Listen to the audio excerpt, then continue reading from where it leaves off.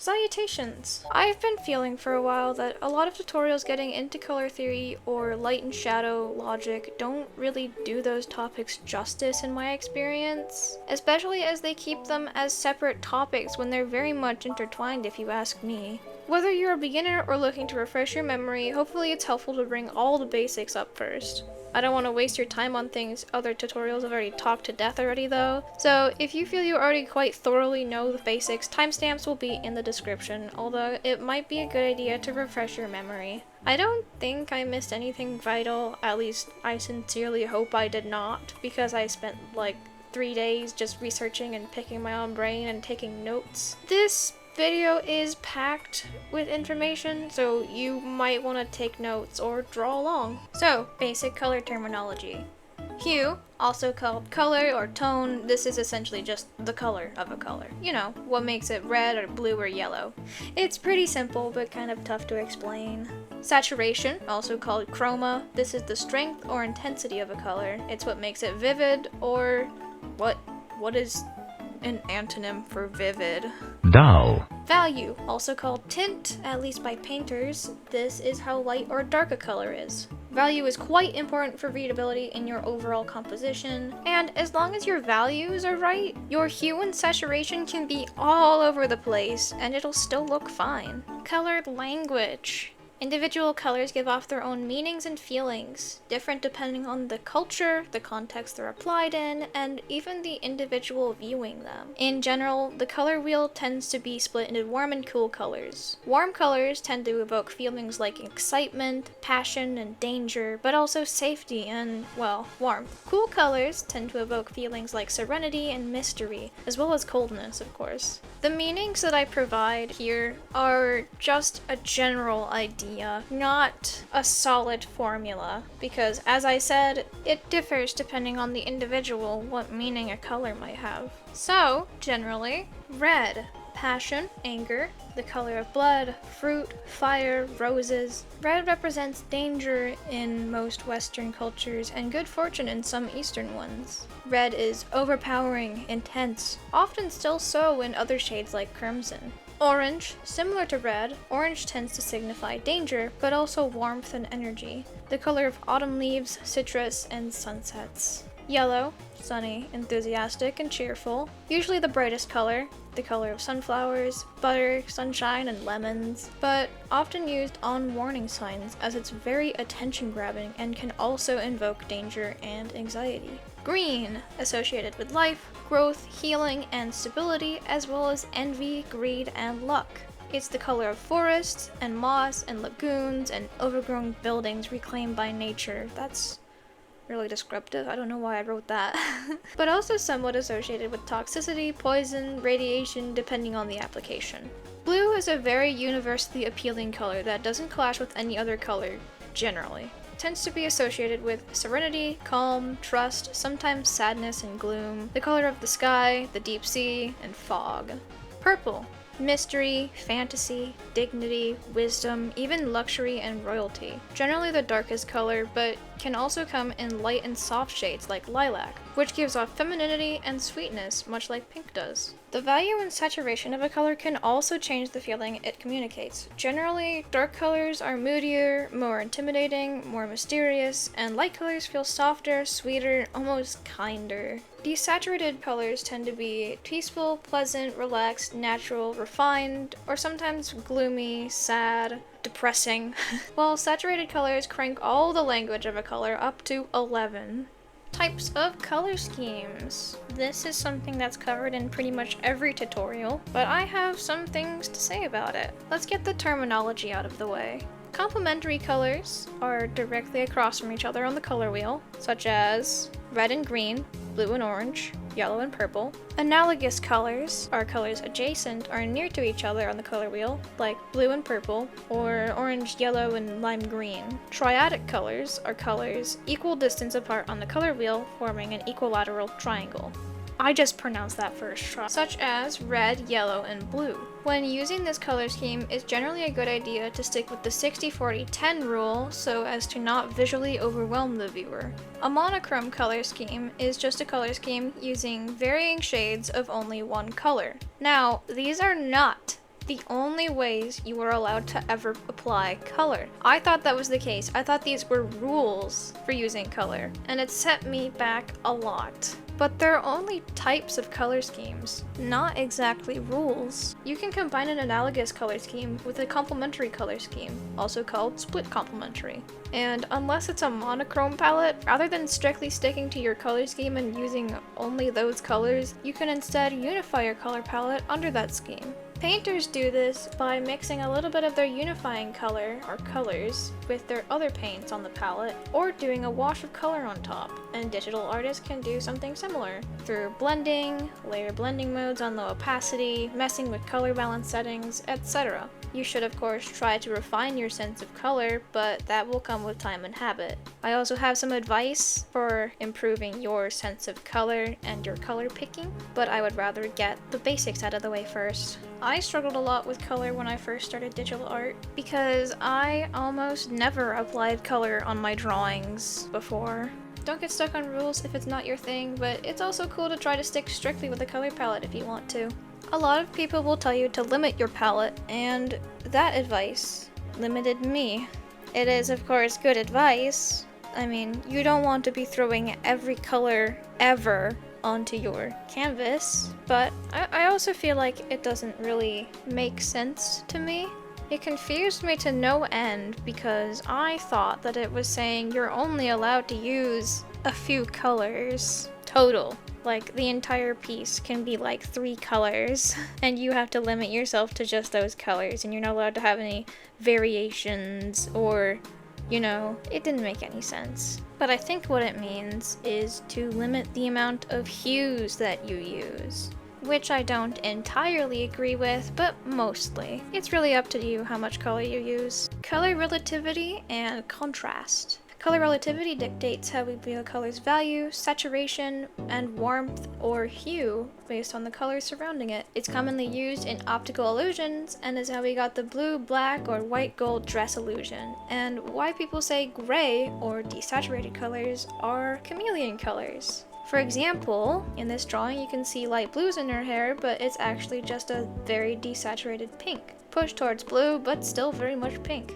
Contrasting colors draw attention and create interest, but generally only when used sparingly. High values, light or bright colors, attract the eye when placed against low values, dark colors, and vice versa. High saturation colors, more vibrant, attract the eye when placed against low saturation, less vibrant colors, and vice versa, although the former is more appealing. Generally, applying these together can be used to create the illusion of light and shadow in your work, as well as by using values. So, moving on to light logic, light always travels in a straight line.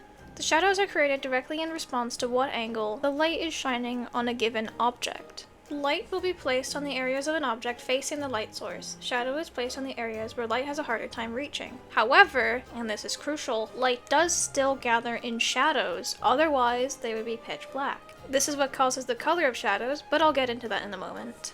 Light source types. There is direct light, like the sun, a spotlight, etc. They are generally the brightest and create the most distinct shadows. Reflected light, also called bounce light, is caused by light bouncing off of an object that does not give off its own light, more prominent in bright direct light. Ambient light sources, like the sky, the color of the walls via reflected light, create fuzzier shadows when isolated and tend to be pretty difficult to capture in art. Shadow types and terminology. Cast shadows are, as the name indicates, created when an object casts a shadow on another object. They generally have more distinct edges, although definitely still fuzzy in ambient light, much more prominent in bright light. Local shadows. I have heard these called crest shadows, but that doesn't make much sense to me, as not every object has a surface that crests. So I'm calling them local shadows, and you can get mad and fight me about it. They are just the parts of the object where light has a harder time reaching. They tend to have blended or softer edges, even in direct lighting. Occlusion shadows occur when two objects are very close together. They tend to be very dark, even black, because almost no light is able to gather in these shadows. If your drawing is rendered and looking unfinished, occlusion shadows could be what you're missing. The terminator, also called the core shadow, is the area of transition between light and shadow. It's generally darker and or more saturated depending on the material and art style, and can be wide or thin, gradual or defined, which again depends on the placement and type of the light source. However, it might not be seen if bounce light reaches the edge of the shadow. Subsurface scattering is the phenomenon where light scatters underneath the surface, most prominent if particularly translucent, generally making it appear to glow from within. In skin, this manifests as a reddish terminator due to the blood vessels underneath the surface. This is also why your fingers and skin glow red when you put them against a very bright light. Some additional notes before we move on. Shading flat surfaces works a little different. As a rule of thumb, they generally do not have the same gradual gradient from light to dark as curved surfaces, but they can, just very, very subtly. Just be aware that you can make a flat surface appear curved by accident. The further away something is from the light source, the less lit it will be, and vice versa. If something is far away in the distance, it will appear lighter and more blue. Different materials interact differently with light. Some things create more interesting shadows, trees and hair for interesting shadow patterns, tinted glass for a shadow full of colors. There are a lot of possibilities. The texture of something is most prominent in the terminator. When shading a hole of some kind, the side that's lit will generally be the side furthest from the light due to the closer side blocking the light and creating a shadow inside the hole. I know, it's silly and crazy.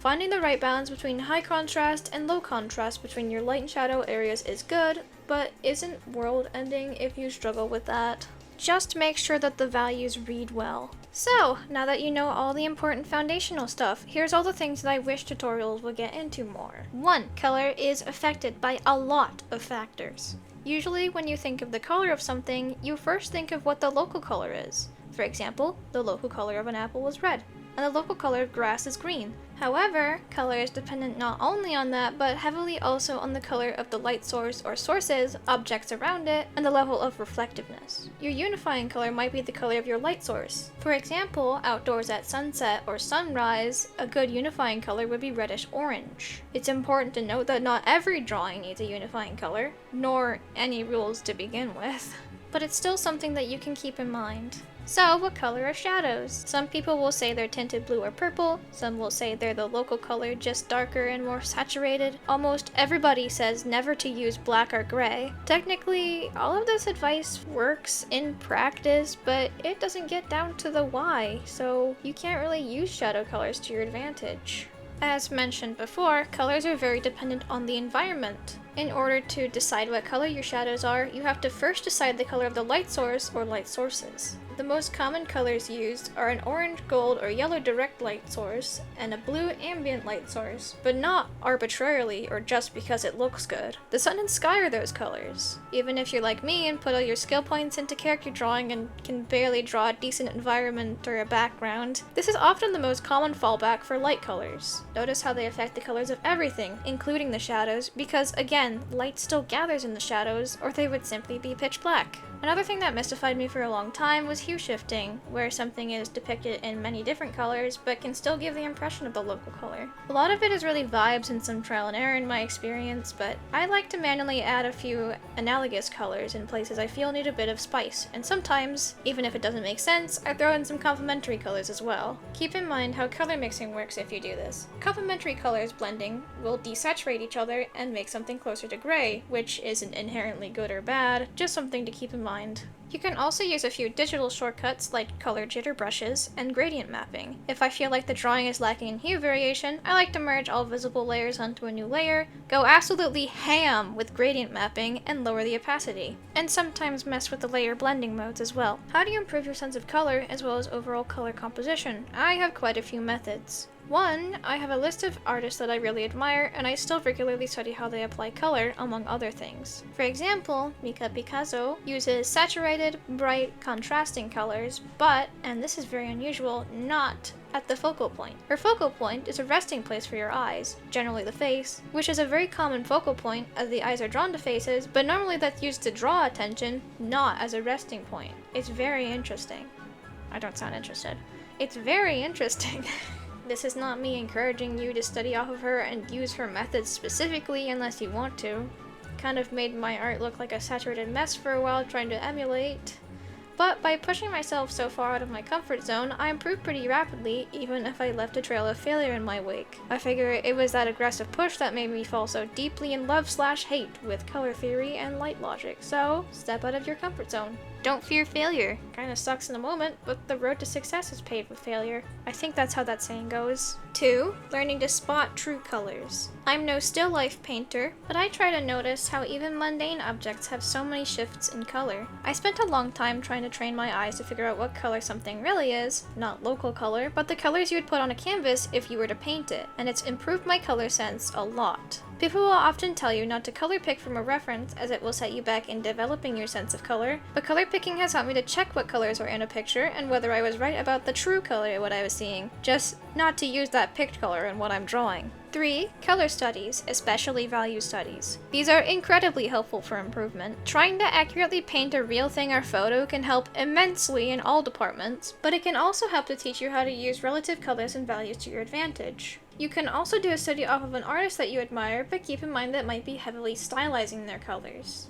Finally, I just want to make sure I say, remember to ask why when studying color, or anything at all really. Understanding the why will help you understand how and when to apply it to your advantage, and when to omit things that you don't need, and what things you can change or exaggerate. Learning to choose your colors and your color palette comes mostly with experience and time. A good chunk of choosing a color is just intuition, and it's very hard to nail down a formula. Always experiment and play around. You learn and improve much more through doing, reaching out of your comfort and skill zone, building a habit, and applying things than just knowing in theory. Always break the rules if it makes it feel more fun. You're in charge of your art after all. Thank you for watching this far. I hope all of this was helpful to you. Stay funky.